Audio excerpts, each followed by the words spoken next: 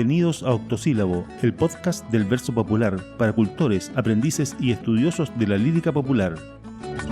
En cada episodio te damos herramientas, referencias, comentarios, libros, entrevistas con cultores. Hablamos de sus experiencias y de cómo enseñan sus saberes y las herramientas que usan para aprender y enseñar su arte.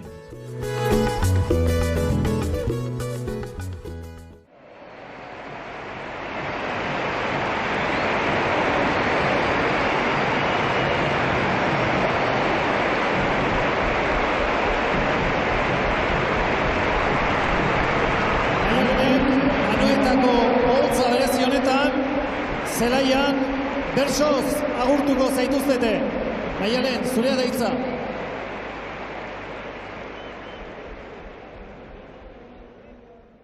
Baloiaren ta hitzaren gintzak naiz ta ez diren berberak.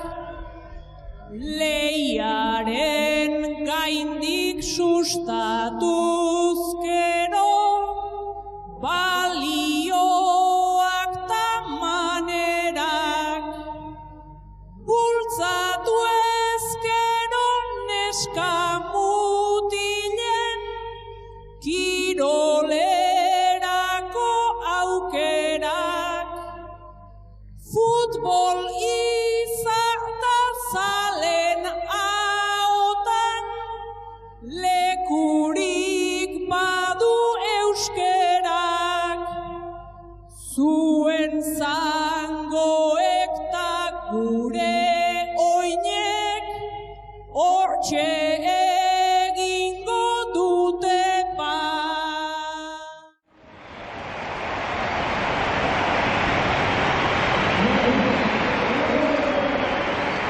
Horiz pasatea, bejo dizuela, Maialen Lujanbio eta bertsolari txapelketako zazpi finalistak.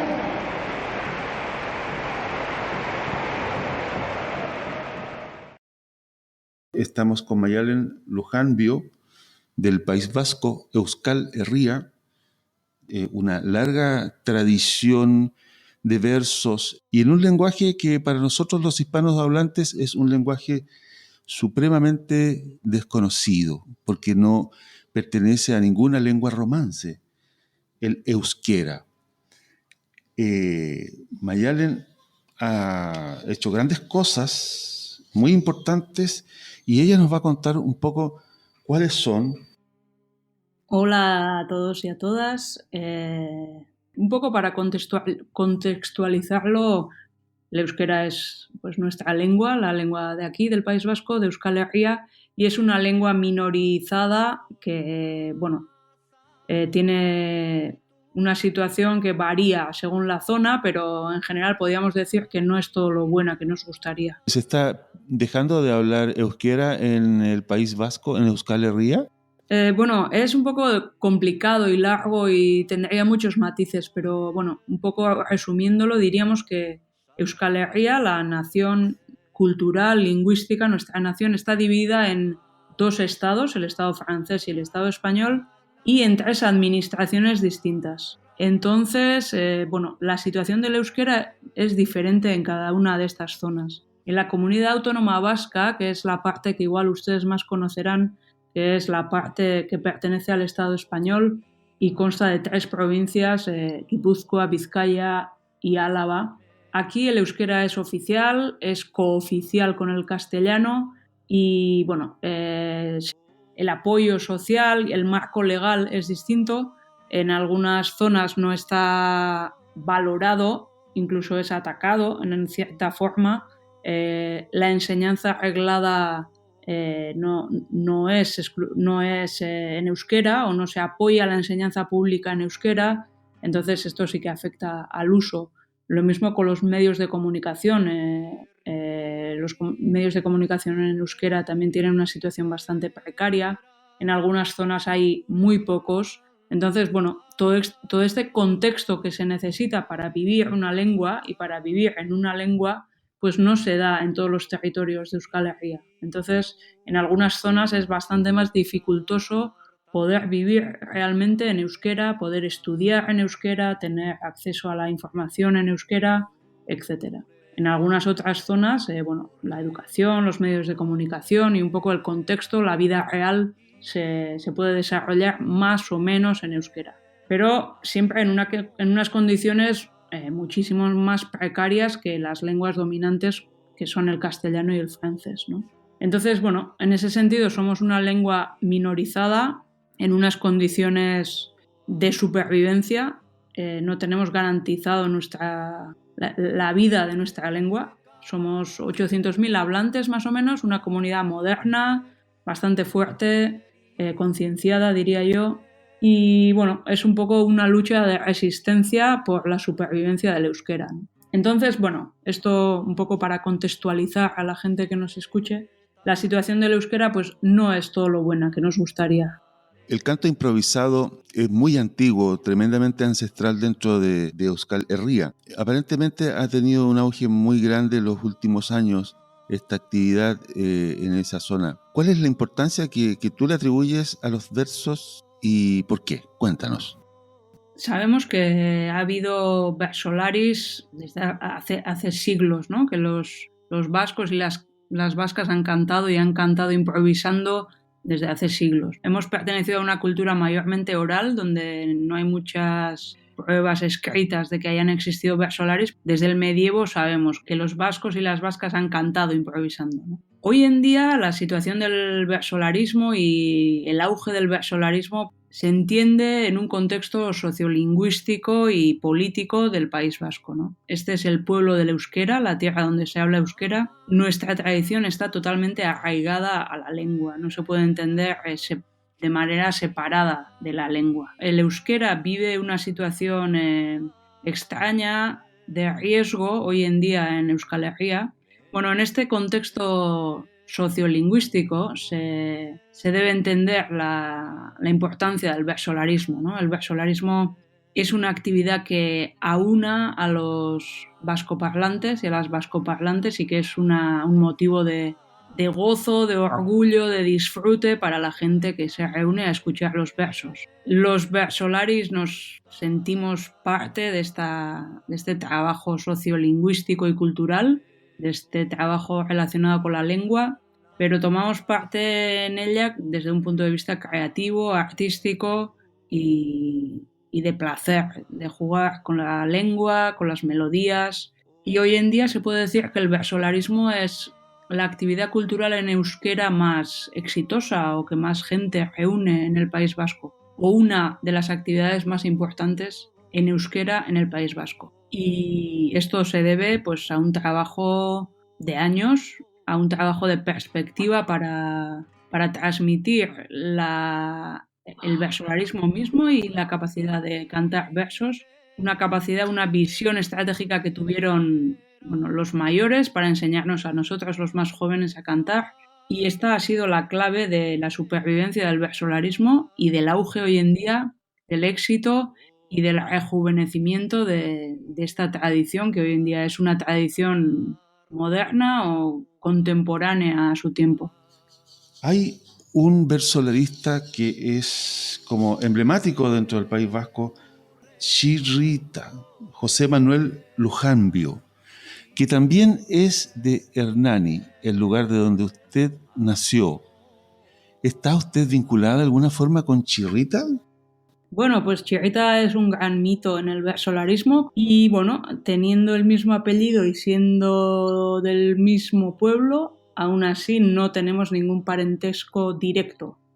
Puede ser que indirectamente pues no seamos muy lejanos, pero no tengo ningún parentesco directo del gran versolari que fue Chirrita, que murió en 1936, pero todavía recordamos sus versos y sus anécdotas de vida. O sea, lo suyo es un alcance de apellido. Sí, es un apellido que es bastante abundante en esta zona, alrededor de mi pueblo y pues no somos familia directa, pero quién sabe si quizá, no sé, ha habido alguna influencia sutil por ahí. El hecho de estar en ese contexto ¿Fue algún elemento de este lo que la motivó a usted a hacer versos? Bueno, la verdad que mi forma de entrar en el versolarismo no fue, digamos, el camino tradicional. Me refiero a la transmisión familiar o a que fuera un modo de hacer, una tradición que yo conociera desde siempre, desde casa. No fue el caso. Es verdad que aquí en Hernani, en mi pueblo, la afición del versolarismo y la tradición está bastante presente más o menos, y versolaris antiguos como Chirrita son nombres que se conocen. Pero yo no recibí la tradición desde la familia o desde el modo más tradicional, más del ámbito familiar. Yo me aficioné en la escuela, digamos. Las escuelas de aquí se llaman algunas Ikastola. Ikastola es la escuela en la que se imparte educación en euskera y yo estudié en la Ikastola. Y fue aquí donde cantábamos versos antiguos, cantábamos canciones más nuevas y me interesaba el cantar, me interesaba mucho la lengua, me gustaba jugar con las palabras y por ahí se me encendió la afición a los versos y empecé a aprender o a estudiar o a intentar hacer versos en un lugar que se llama Verso Escola, que significa taller de versos, donde los más jóvenes empezamos a aprender esta tradición y este modo de hacer.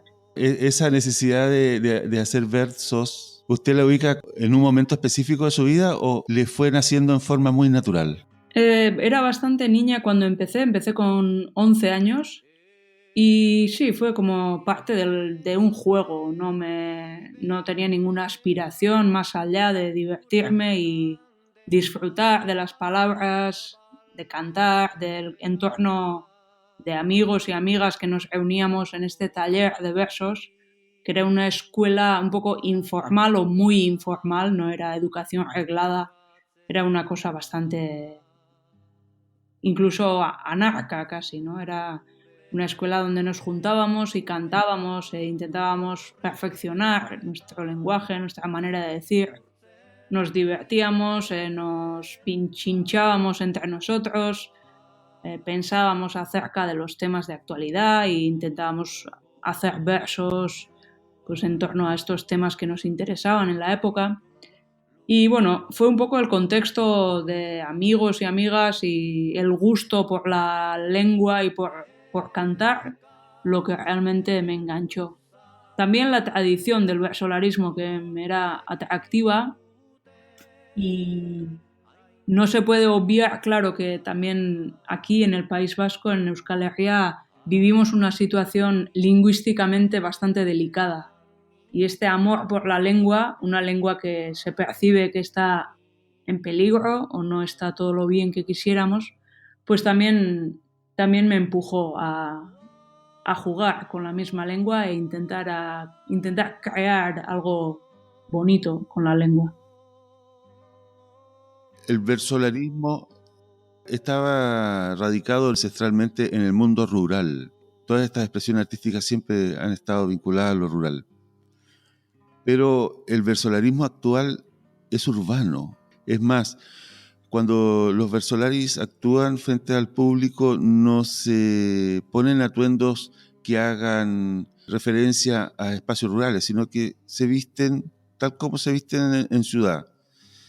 ¿Eso ha implicado un cambio en algún sentido en el versolarismo, en los versos en sí? Acá en Latinoamérica tendemos a que el verso improvisado siempre hace referencia a lo rural y siempre se queda en lo rural y como que no hay un avance, si se puede decir de una forma.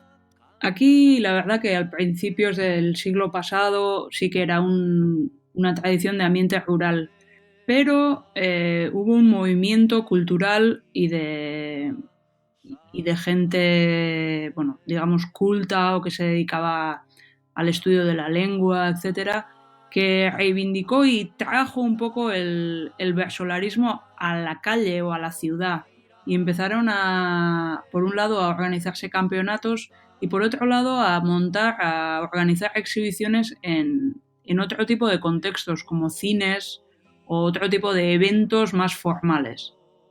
Este fue el primer paso, digamos, de la modernización del versolarismo a mediados del siglo pasado, y después de 40 años de franquismo, de opresión, de prohibición de la lengua vasca, de actuaciones clandestinas de versolaris porque el euskera estaba prohibido, etc.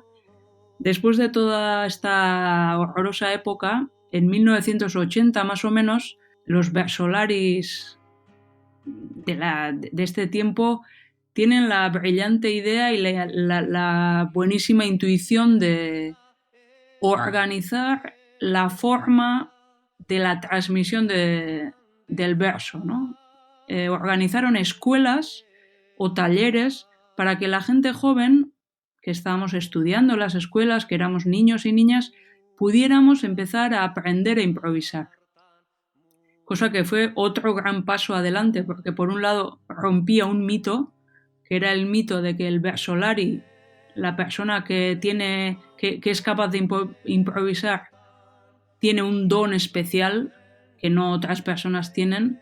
Entonces rompe el mito de que el versolari nace y da otro paso adelante en la modernización del versolari, porque cuando toda esta gente joven empieza a cantar versos, inevitablemente el versolarismo se hace de ciudad, se hace más joven, empieza a venir audiencia mucho más joven, empiezan a venir muchas más mujeres, cambia la temática, la temática se contemporaneiza, se moderniza, y este fue el segundo paso y el paso clave para la modernización del versolarismo hoy en día, que es una actividad, como decía, totalmente contemporánea o totalmente sin ningún complejo comparándolo con otras artes como el teatro, la música, etc.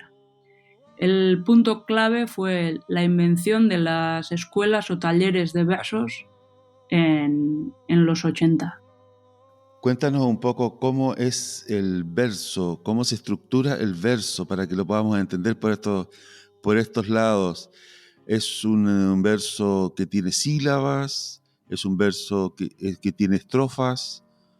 Un poquito cuéntanos, danos una reseña cómo es en lo formal la poesía en euskera.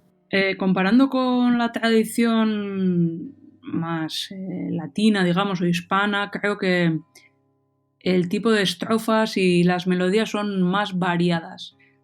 Os cuento un poco. En el versolarismo tenemos muchas estrofas diferentes. No improvisamos siempre en el mismo tipo de métrica y de estrofa. Tenemos estrofas pequeñas o cortas, como serían las coplas, que también se llaman coplas. Tenemos estrofas que son las más utilizadas, que serían algo similar a la octava de la cultura hispana, que constarían de 8 líneas donde riman las líneas pares y quedan libres las impares. Son versos o estrofas de 4 rimas. Y la métrica puede ser o 7-6, 7-6, 7-6, 7-6. O en el caso de la octava mayor es de 10, 8, 10, 8, 10, 8, 10, 8 sílabas. Este es el tipo de estrofa más común, octava menor, octava mayor, podríamos decir. Y también existe la décima menor, décima mayor, que sería lo mismo con 2 líneas más. Este es un poco el estándar, y a partir de ahí pues hay muchos tipos de estrofas, como más no tan regulares, más rotas y más complicadas. Hay, como digo, muchos tipos de estrofas, y luego para cada estrofa hay diferentes melodías, muchas diferentes melodías. Por ejemplo, para la octava menor o mayor podemos elegir entre cientos de melodías que elegimos dependiendo del tema que estemos tratando, dependiendo de si el tema es alegre, es vivo, o es más nostálgico, es más triste, es más serio, es más dramático. Pues hay diferentes tipos de melodías que cada una puede elegir para ayudar a su mensaje con la textura de la música, ¿no? música me refiero al canto, porque otra característica del versolarismo es que no tenemos acompañamiento musical, instrumental.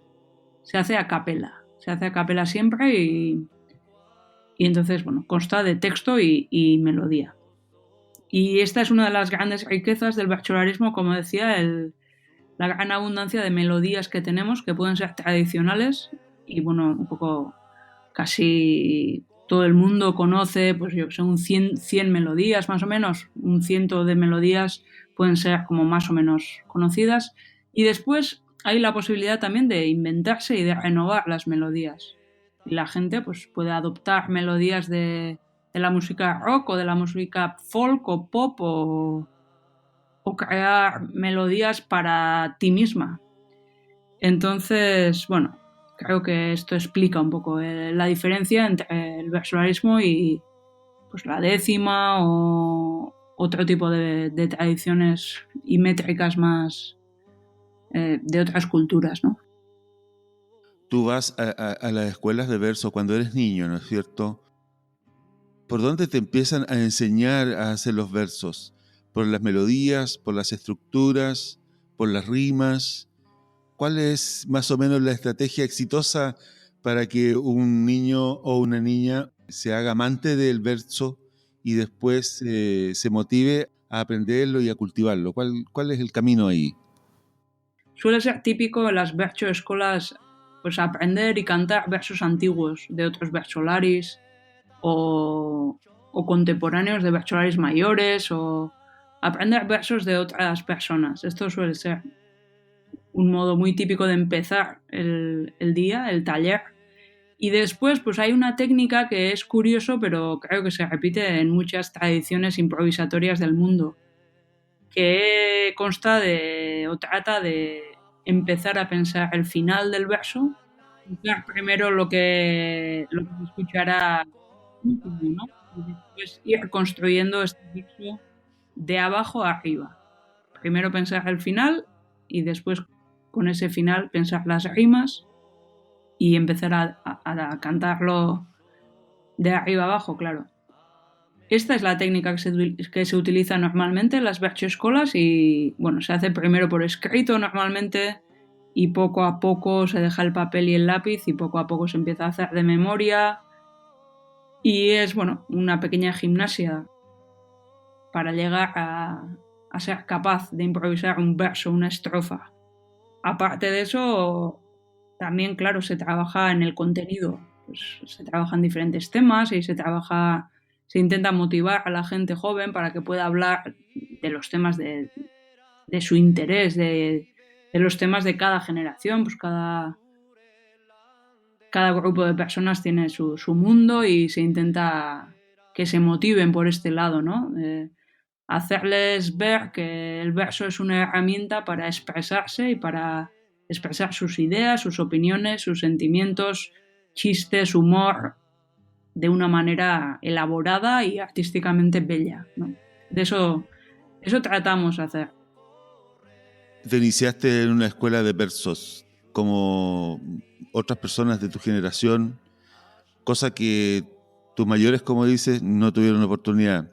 ¿Cuánto tiempo estuviste aprendiendo el ABC de los versos hasta que finalmente, creo que a la edad de 11 años, decidiste salir a la tarima y declamar improvisadamente? Fue un poco todo junto, ¿no? Empezar a aprender y empezar a cantar fue como todo uno, ¿no? Yo empecé en la verso-escola a los 11 años y empecé a aprender un poco las bases de la improvisación y al poco, pues con 11, 12 años ya empecé a participar en campeonatos interescolares, que eran campeonatos un poco informales de niños y niñas, donde por primera vez cantábamos delante de la audiencia, ¿no? No sé cuánto, bueno, pues cuesta años y al mismo tiempo es un trabajo que nunca acaba, ¿no? Lo de la mecánica de los versos, porque claro, puedes aprender el ABC, pero luego el abecedario sigue, ¿no? Y siempre creo que la creación es siempre una pelea contra ti misma, ¿no? Y siempre estás intentando mejorar, intentando pulir, etc. Yo empecé esto a los 11 años y para los 15 más o menos ya me dedicaba, 15, 16 años, tenía más o menos una capacidad aceptable de cantar delante de la audiencia. Tengo que decir de todos modos que estos talleres de versos no son escuelas al uso, o sea, son escuelas muy informales de enseñanza no reglada donde se imparte el versolarismo de una manera muy lúdica y muy intuitiva y muy placentera. Entonces, este es también, creo, otro de los éxitos que engancha a la gente joven.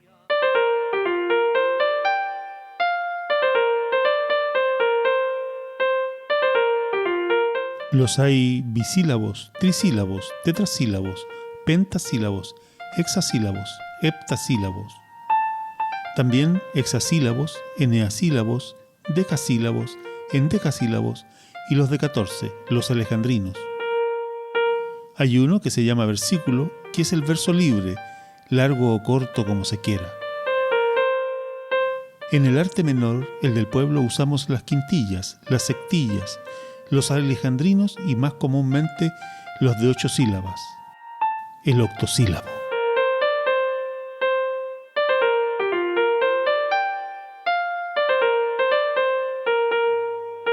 El campeonato de versos es una vez cada 4 años en estas épocas que vivimos, ¿no? Es como las Olimpiadas o como el Mundial de Fútbol. Es un largo camino para poder llegar a la final. Y siempre partes de las eliminatorias hasta llegar allá, ¿no? Pero es un campeonato muy singular por lo que se puede apreciar, en donde el elemento de la competitividad pareciera no estar reinando por ningún lado, porque los versolaris son personas muy fraternas las unas con las otras, al menos esa es la impresión que nos causa. O sea, no es de que tú vas a la tarima a destrozar a tu contendor. ¿Cómo funciona esta competencia en donde no compites? Me alegro de que se vea así porque es exactamente como lo vivo yo, como lo vivimos, ¿no? Por un lado, también por contextualizar un poco, diré que el campeonato es cada 4 años y es, como decías, un tipo olimpiada del verso, ¿no? Pero durante todo el año y durante todos los años cantamos miles de veces. Cada fin de semana cantamos en eventos culturales, lúdicos, festivos, en institutos, en escuelas, en fiestas de pueblos. Tenemos 1000 tipos de actuaciones y esta es la base del versolarismo, ¿no? Y de la socialización del versolarismo. Las actuaciones que hacemos cada fin de semana fuera de la competición. Solo actuaciones de exhibición, digamos, o de lúdicas y de placer. En este camino, que es un poco la base de lo que hacemos, cada 4 años hay un evento extraordinario que es el campeonato, que suele durar todo otoño y finaliza en diciembre normalmente. Y bueno, como decías, el campeonato es un campeonato extraño, porque por un lado hacer un campeonato de una cosa que es creación y que es arte ya es en sí un poco contradictorio, tiene su punto absurdo, ¿no? Lo de poner puntuación al arte es una cosa que es imposible porque siempre toma parte la subjetividad. Conscientes de ello, conscientes de que nunca será un resultado totalmente objetivo y que la subjetividad toma mucha parte, nos disponemos a tomar parte en este campeonato por motivos diversos, algunos personales, artísticos, del ego del propio artista, del querer mejorar, incluso de querer ganar, que tampoco está de sobra decirlo, que puede ser un objetivo digno, ¿no? Pero esta carrera personal está siempre contextualizada en un evento que es el campeonato, que es el mayor evento del versolarismo y que ayuda, impulsa y oxigena un poco el movimiento del versolarismo y con ello el movimiento de la lengua vasca, ¿no? Entonces, cuando vamos al campeonato vamos a entre comillas, competir artísticamente, pero también sabemos que la difusión que tendrá este campeonato ayudará a sembrar la tierra del euskera de alguna manera. Aunque suene un poco romántico y quizá pedante, es así como lo vivimos. Y este es uno de los motivos por los que no somos enemigos, no somos contrarios los unos con los otros. Es una controversia colaborativa, de algún modo, ¿no? Porque, por otro lado, el versolarismo se basa en el diálogo y para dialogar, claro, hacen falta dos y necesitas que tu compañero o compañera también lo haga bien para que el diálogo sea una cosa interesante y sea una cosa brillante. Entonces esta es también otra razón para que la competición no sea entre enemigos, sino entre colaboradores, ¿no? Y sí, pues el resultado es un campeonato en el que reina un poco la camaradería, la amistad, la complicidad, y en el que cada uno hacemos su carrera y por supuesto cada uno quiere hacerlo lo mejor posible y quiere ganar la txapela, pero al mismo tiempo nos sentimos un equipo y sentimos que en equipo, en grupo, estamos aportando algo a la cultura. Y esta es la razón por la que la competición tiene un carácter, no sé, lúdico, amistoso y celebratorio, ¿no? Llamaba mucho la atención cuando en el 2009 Andoni Egaña te agradeció prácticamente que le ganaras después de él haber sido el campeón del verso por muchos años y muchos campeonatos. De hecho, él estaba muy, muy emocionado, se le ve en los videos, y muy contento de haber sido desbancado del podio del verso. Incluso dijo, ya voy a dejar de trabajar por el verso acá arriba y voy a empezar a trabajar por el verso allá abajo mirando. ¿Es tan así, tan radical? Bueno, por suerte Andoni Egaña sigue cantando, como decía, en el circuito habitual de cada fin de semana. Lo que pasa es que dejó de competir en el campeonato y esto sí ha sido radical, desde entonces no ha participado más. Pero se retiró del campeonato y no de las plazas. Y como decía antes, pues la base de lo que nosotros hacemos está en las plazas, en las actuaciones que hacemos durante el año.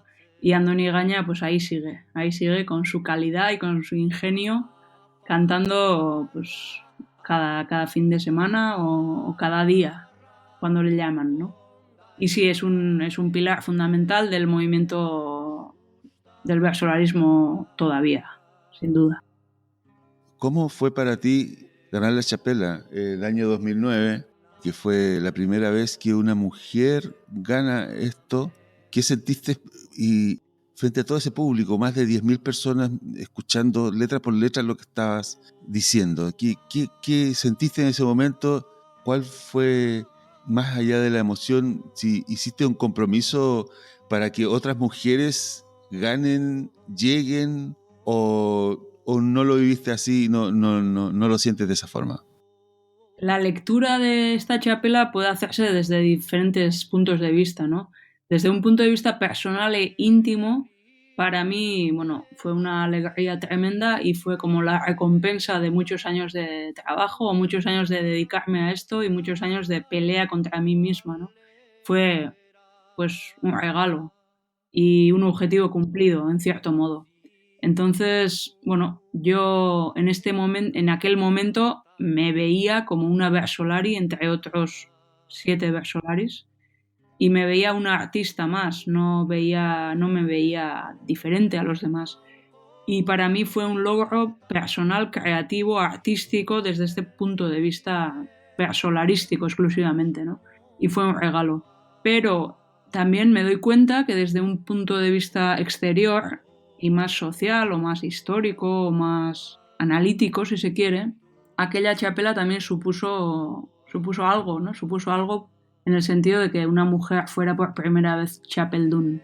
Y supuso que, bueno, se reivindicaba, entre comillas, la presencia de la mujer en las plazas, la voz, la opinión de las mujeres. Se conseguía que para las siguientes generaciones, para los niños y niñas, una mujer versolari fuera una referencia familiar, natural.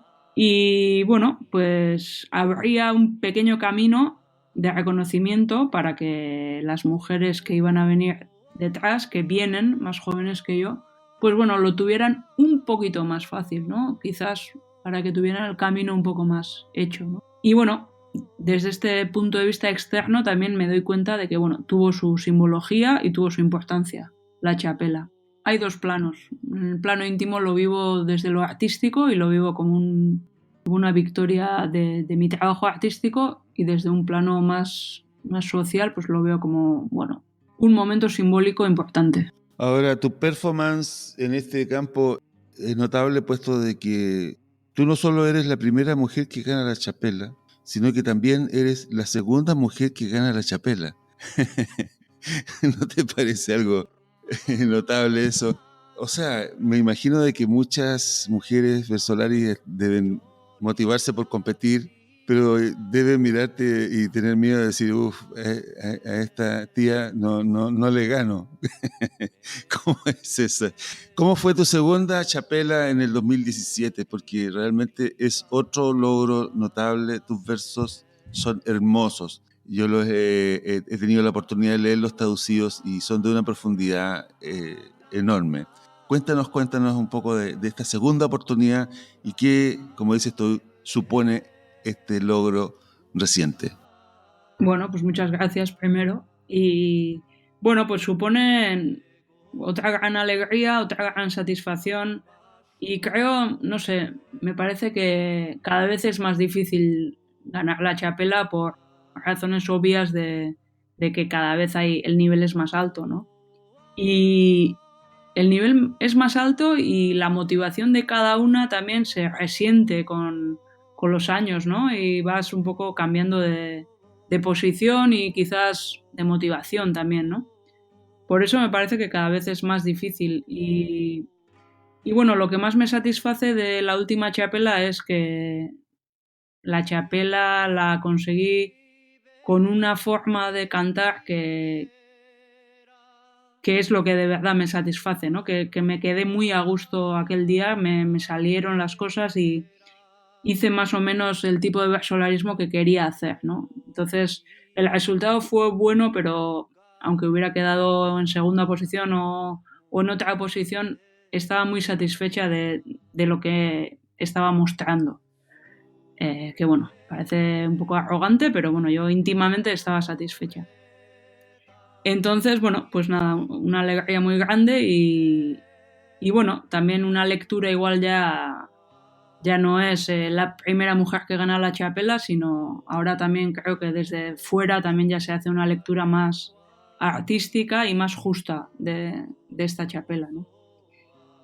Y bueno, en lo que te referías como detalle de las mujeres más jóvenes que vienen por detrás, bueno, solo decir que no competimos unas contra otras, o sea, no es que las mujeres compitan con las mujeres y los hombres con los hombres. Por suerte cantamos todos juntos y revueltos. Y bueno, no es que yo sea contraria o competencia de otras mujeres, sino que intento ser compañera y de las y los jóvenes que vienen, que por suerte son muchos y muy buenos. Un poeta improvisador en cualquier idioma, ¿nace o se hace?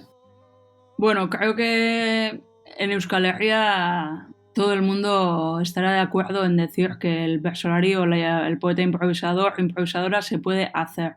Desde luego primero hay que nacer, pero hay que nacer para luego ser cualquier cosa.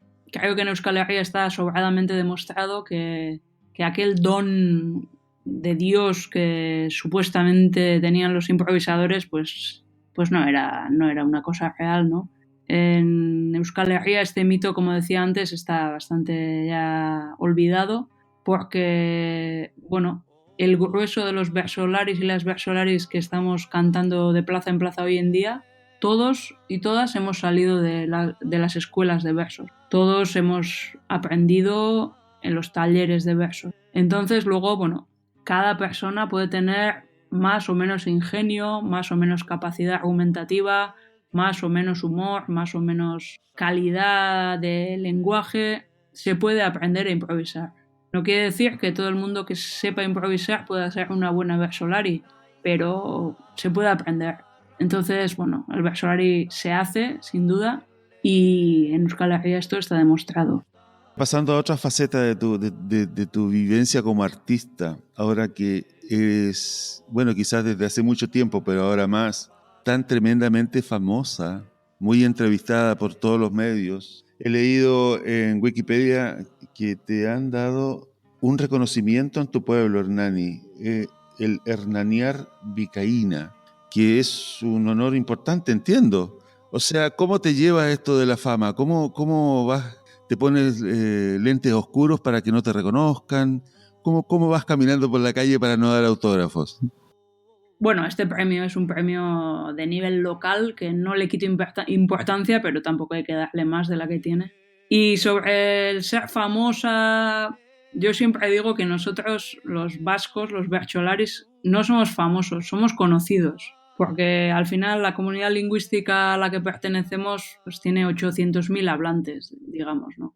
Y no voy a decir que nos conocemos todos, porque no es verdad, pero bueno, no somos tantos. La comunidad no vascohablante en Euskal Herria, la comunidad que conoce la cultura vasca, igual sí que nos conoce a los bercholaris, pero por desgracia hay mucha gente que no tiene ni idea de lo que es el bercholarismo, ¿no?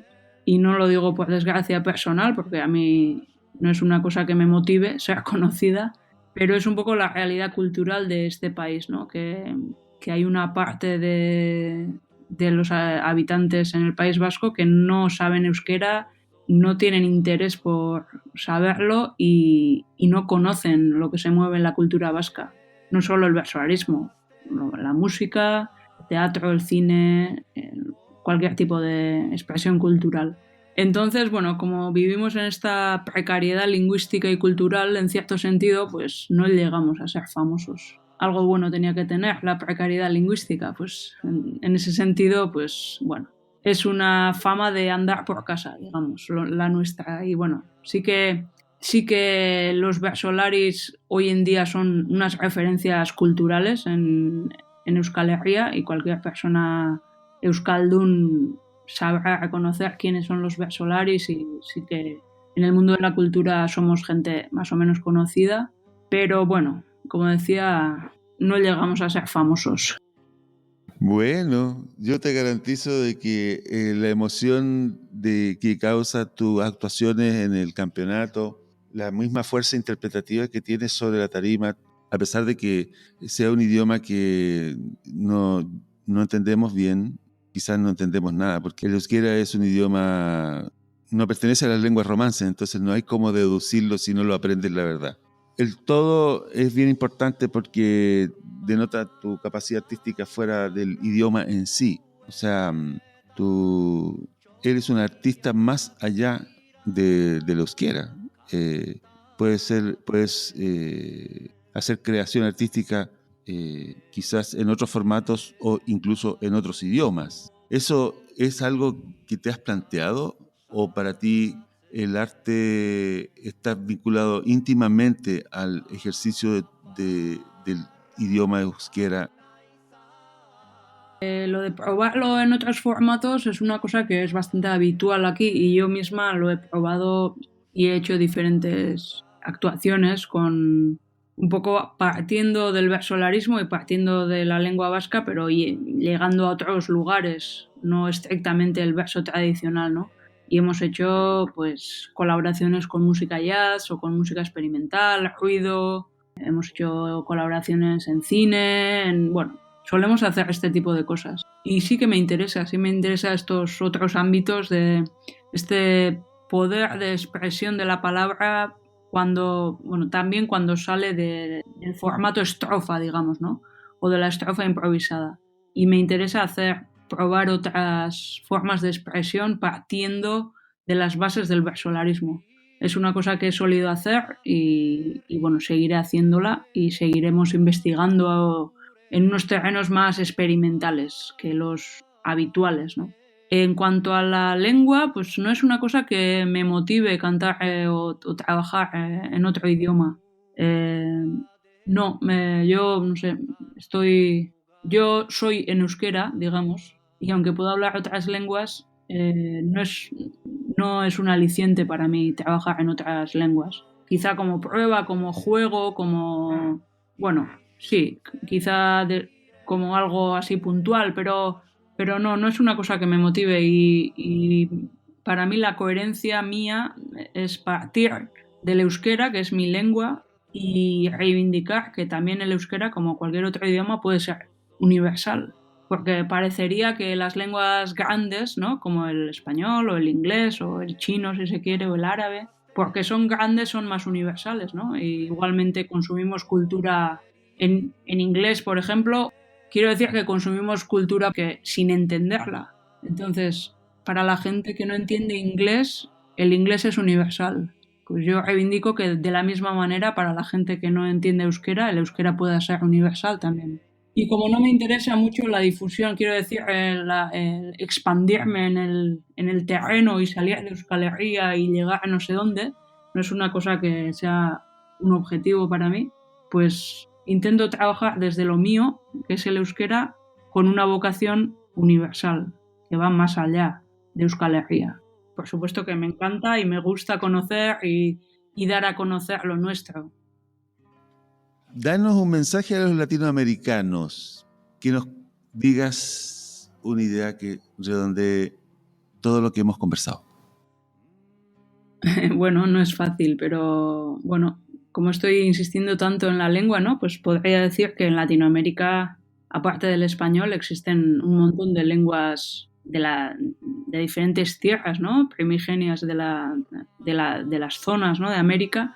Y bueno, pues saludaría a todas estas lenguas, minorizadas muchas de ellas, e invitaría a la gente a mirar, a escuchar, a ver también todas estas otras culturas que existen en la llamada Latinoamérica y a la vez pues animaría a las culturas y a las tradiciones de improvisación americanas a cuidar lo suyo y